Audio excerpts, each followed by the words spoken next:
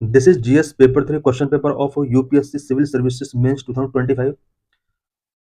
GS paper 3 name is Technology, Economic Development, Biodiversity, Environment, Security and Disaster Management. So let's discuss all the questions of this question paper. Question number 1. Distinguish between the Human Development Index and Inequality Adjusted Human Development Index with special reference to India. Why is the IHDI considered a better indicator of inclusive growth? Bharat के विशेष संदर्भ में मानव विकास सूचकांक तथा असमानता समायोजित विकास सूचकांक में भेद कीजिए। IHDI को समावेशी समृद्धि का एक बेहतर सूचक क्यों समझा जाता है? Word limit is 150। Question number 2, what are the challenges before the Indian economy when the world is moving away from free trade and multilateralism to protectionism and bilateralism? How can these challenges be met? भारतीय अर्थव्यवस्था के समक्ष वे कौन सी चुनौतियां हैं जब विश्व स्वतंत्र व्यापार तथा बहुपक्षीय से दूर होकर संरक्षणवाद तथा द्विपक्षीय की ओर बढ़ रहा है? इन चुनौतियों का सामना किस तरह किया जा सकता है? Question number 3, explain the factors influencing the decision of farmers on the selection of high value crops in India. Bharat में किसानों द्वारा उच्च मूल्य वाली फसलों के चयन के निर्णय को प्रभावित करने वाले कारकों की व्याख्या कीजिए। Question number 4, elaborate the scope and significance of supply chain management of agricultural commodities in India. Bharat में कृषि वस्तुओं की आपूर्ति श्रृंखला प्रबंधन के क्षेत्र तथा महत्व की विस्तार से व्याख्या कीजिए। Question number 5, the fusion energy program in India has steadily evolved over the past few decades. Mention India's contribution to the international fusion energy project international thermonuclear experimental reactor ITER। What will be the implications of the success of this project for the future of global energy?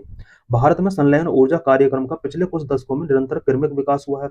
अंतर्राष्ट्रीय संलयन परियोजना अंतर्राष्ट्रीय तापनाभिकीय प्रायोगिक reactor में भारत के योगदान का उल्लेख कीजिए। वैश्विक ऊर्जा के भविष्य के लिए इस परियोजना की सफलता के क्या निहितार्थ होंगे? Question number 6. How can India achieve energy independence through clean energy by 2047? How can biotechnology can play a crucial role in this end goal?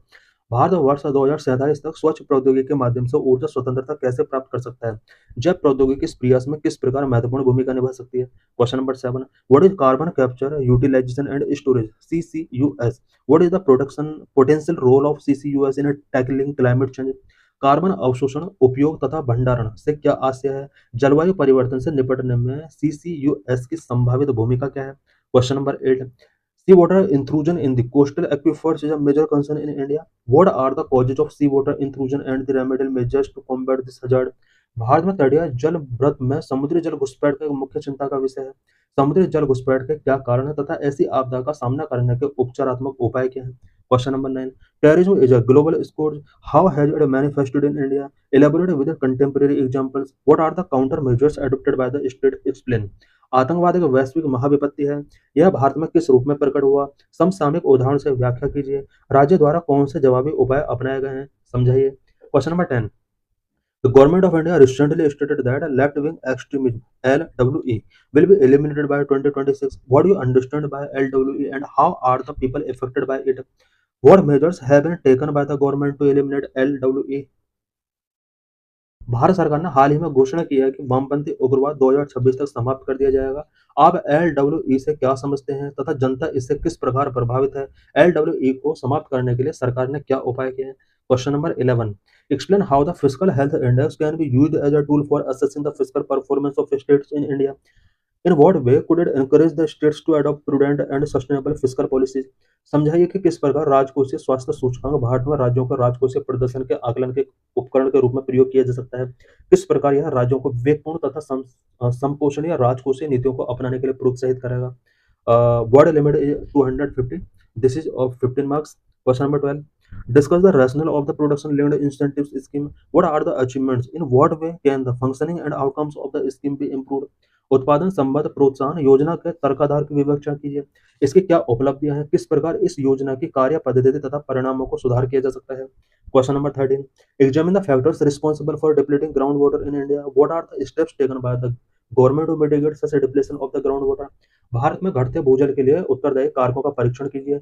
भूजल में ऐसी क्षीणता को कम करने के लिए सरकार ने क्या कदम उठाए हैं? Question number 14.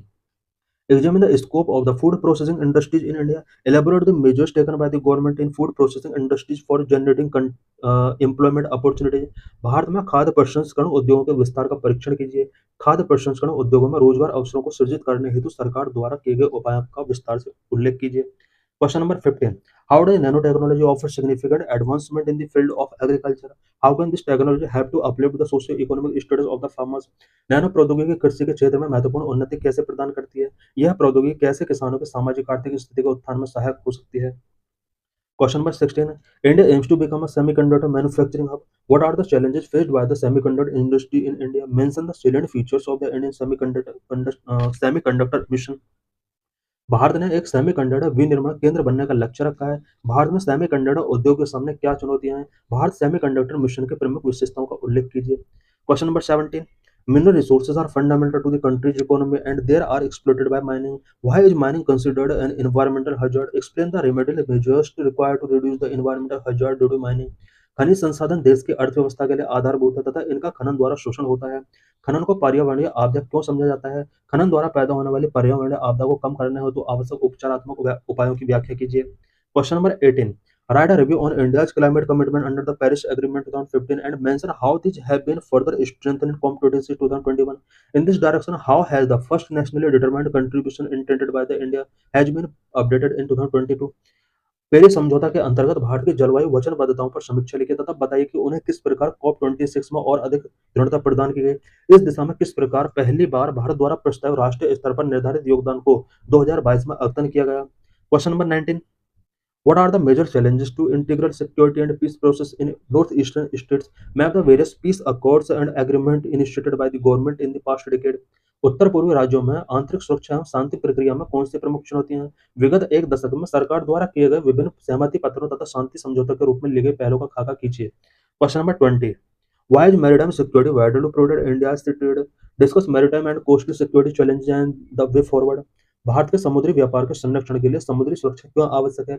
समुद्री तथा तटीय सुरक्षा की चुनौतियों तथा आगे बढ़ने के मार्ग पर चर्चा कीजिए। Thanks for watching this video.